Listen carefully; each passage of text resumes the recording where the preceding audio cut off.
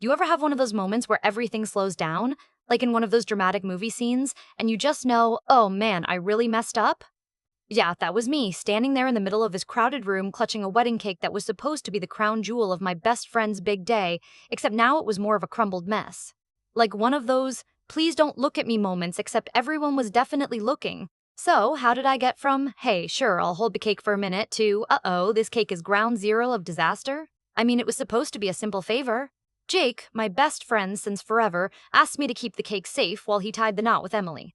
No big deal, right? Just hold an innocent, multi-tiered dessert for a little while. Easy enough. Except, well, no. Picture this. Me, standing near the entrance of the wedding hall, feeling all responsible and adultish, when suddenly my phone rings. Which, yeah, I know, perfect timing. I took a step away to answer it, cake still in hands, and that's when the catastrophe began. One, maybe two steps into the call, a collision with a waiter, a shaky grip, and suddenly the whole beautiful cake did this slow-motion tumble toward the floor, like some tragic ballet of frosting and sponge crashing down in an epic splat. And there I was, frozen, covered in bits of vanilla and raspberry jam, holding what was left of the thing everyone had spent who knows how many hours and dollars on. The room went silent except for a collective gasp, and then these eyes, Jake's dark ones, wide and wild, Emily's stunned expression, and Sarah's, Jake's sister, face turning every shade of red imaginable. I wish I could say I'd handled it better, but nope. I just stood there mortified, clutching my ruined responsibility while everyone stared, probably thinking, did this guy really just destroy the one thing that was supposed to make this day perfect? And me? I was trying to figure out how I'd never been trusted with anything more complicated than a TV remote before today. But hey, the day was still young, or at least it had been. Now it was just, well, complicated. So Jake and I go way back. Like the kind of friendship where you can tease each other mercilessly but still show up when it really counts. We met in high school, both of us awkward nerds. He with his endless comic book obsession, me with my not-so-secret dream of being this cool storyteller. Somehow, through all the tripped-up hallway runs and cringe-worthy science fair projects, we ended up basically brothers. Not by blood, but more like those people you argue with over who gets the last slice of pizza but wouldn't let anyone else touch it. His engagement to Emily was huge news for all of us. Jake had this classic I'm gonna be a grown-up vibe happening, and honestly, it was kind of impressive. Emily was everything you'd imagine, warm and down to earth, but with this exacting eye for detail, the kind that makes you realize weddings aren't just about love, they're these huge, delicate operations. So, yeah, big day coming up, and naturally I was roped into the chaos. Now, Jake's family, oh man, talk about traditional. They're the kind who treat weddings like state dinners, where every flower petal has to be perfectly aligned, and Aunt Peggy's judgmental eye is always in full force. I mean, everyone had their role. Jake's dad was in charge of the seating chart, which caused a meltdown because someone, somewhere, had dared to mix up cousins and second cousins.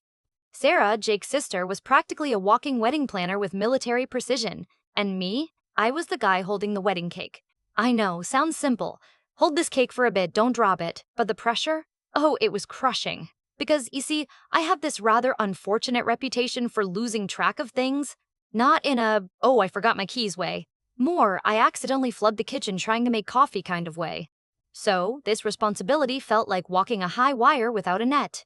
Jake, bless him, had this hopeful look when he handed me the cake box. Hey dude, you got this. Just keep it safe till we're ready to cut it, he said. I nodded like a champ, chest puffed out, ready to prove I wasn't the screw-up everyone expected. Emily gave me a polite smile, but with those subtle eyes that said, please don't mess this up. Sarah shot me a look somewhere between doubtful and warning. Honestly, it was the kind of look that comes with an unspoken, don't even think about it. So, there I was, gripping this towering cake box, 4 tiers, white frosting, delicate sugar flowers, feeling like the king of responsibility. The big plan was to hold it near the entrance of the wedding hall, away from the madness, till the ceremony kicked off. Perfectly straightforward, right? Except, life had other plans. While standing there, I could hear the buzz in the room. Guests chatting, kids running around, and Aunt peppering Sarah with angry questions about flower arrangements. It was this weird energy, half joyful, half electric tension, like everyone was just waiting for something to go wrong. And, well, you know how that story goes. What made it worse was, like an idiot, I put my phone on silent but apparently forgot to check the volume on my smartwatch thingy, so when it suddenly vibrated violently like a tiny jackhammer, panic surged through me. I glanced down, thinking, no way, not now. Then, from somewhere deep in my pocket, this call starts ringing loud as a jet engine. I stepped away from the crowd, trying not to wobble with the cake still in my hands. The minute I answered, I started chatting, trying to sound calm. It was Jake's cousin Liz, probably calling about the limo schedule or something equally trivial but urgent in their eyes.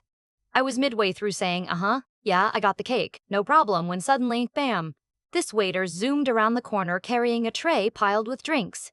I'd barely had a second to react. Our worlds collided.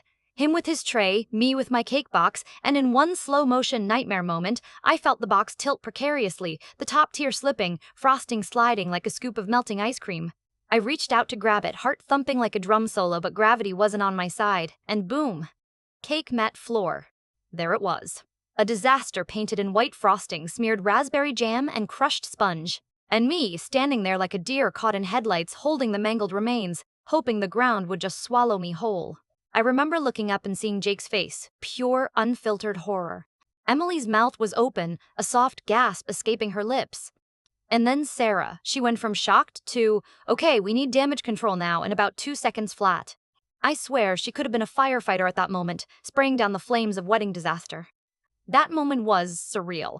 All the noise in the room seemed to hush. People's expressions froze somewhere between disbelief and disappointment. And I just stood there, this grown man with the worst delivery ever, holding what was supposed to be the centerpiece of the entire day.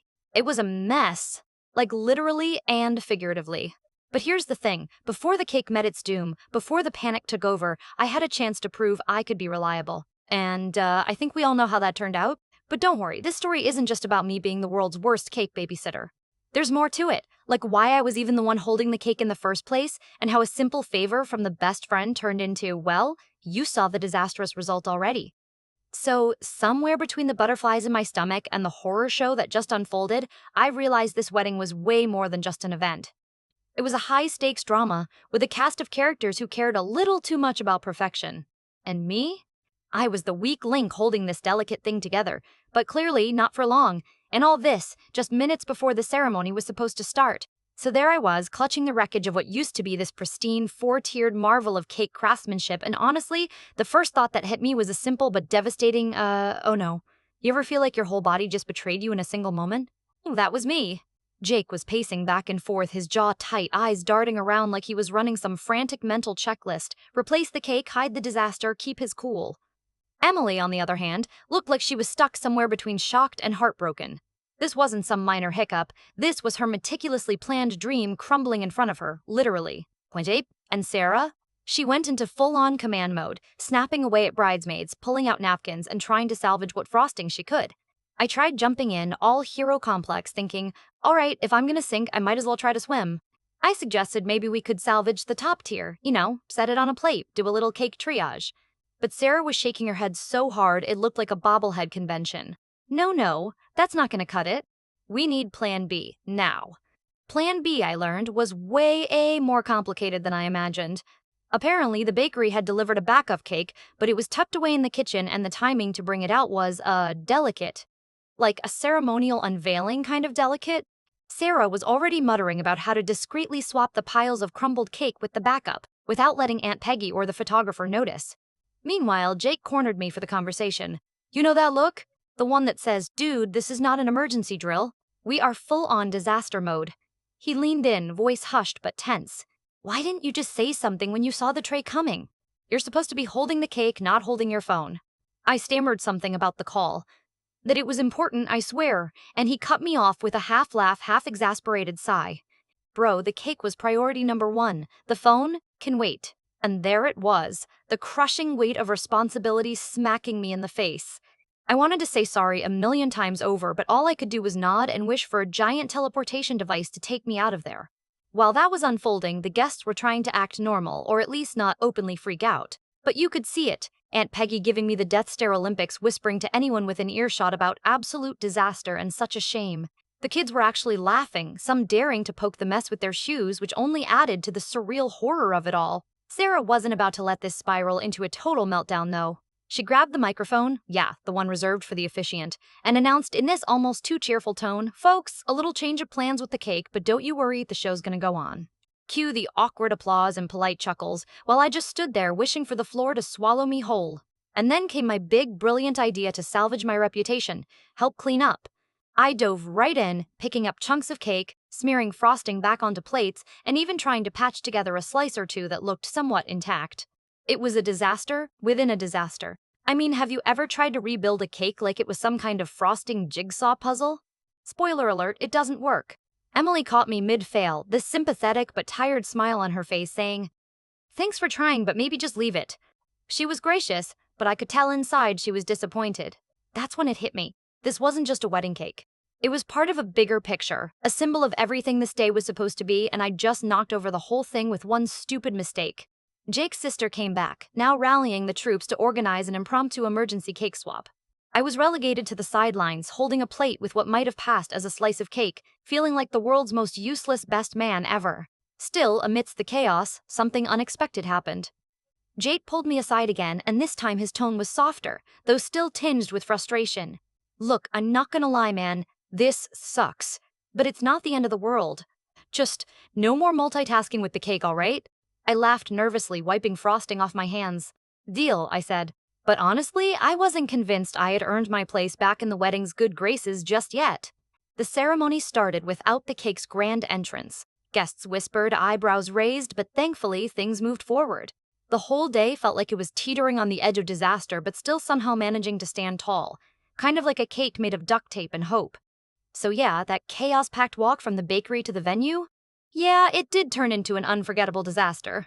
But that was just the start of the fire drill. What I didn't know was how Jake, Emily, and even the judgmental family would deal with this mess in the moments and days that followed. Because when wedding traditions crash into real life, well, things get, interesting. And that's where the real story kicks in. After the initial panic and cake catastrophe, the day kept moving forward in a way that was equal parts awkward and surprisingly heartwarming. Jake and Emily didn't exactly get that picture-perfect Pinterest-ready moment with the cake, but what happened next? Honestly, that's the stuff you don't see in wedding highlight reels. Jake, who'd been pacing like a caged tiger at first, eventually took a deep breath and did something I didn't expect. He laughed. Not a nervous chuckle or a forced giggle, but a real booming laugh that cut through the tension like a knife. Emily joined in, her shock slowly melting into amused disbelief. I think that was the moment it clicked for all of us. The day wasn't going to be perfect, and maybe it didn't have to be. Jake's family? Well, that was a different story. Aunt Peggy didn't exactly sign up for a comedy show. But surprisingly, even she softened after a while. Sarah rallied the family like a seasoned general, corralling everyone into a sort of impromptu cake cleanup committee that felt more like a chaotic reunion than anything else. It was a bit like watching a sitcom where everyone grudgingly accepted disaster and turned it into an inside joke for the night. I swear, Aunt Peggy's icy glare eventually got replaced with a grudging smile when she saw how much effort everyone was putting in to roll with the punches. Me?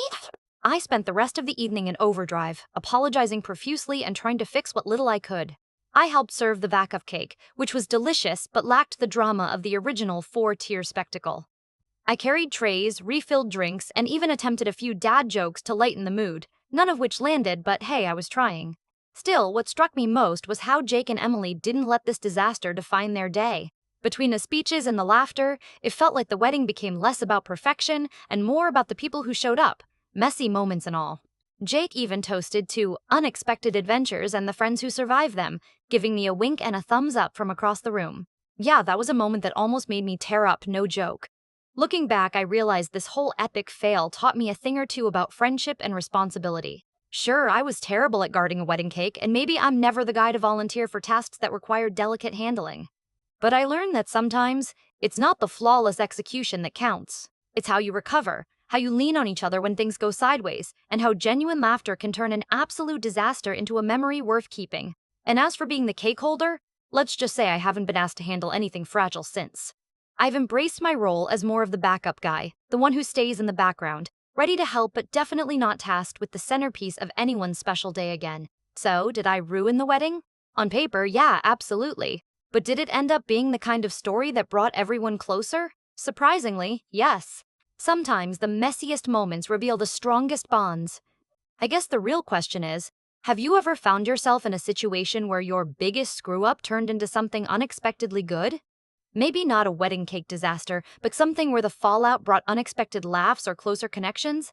Because honestly, that's what life's about. Crashing, learning, and somehow laughing through the chaos.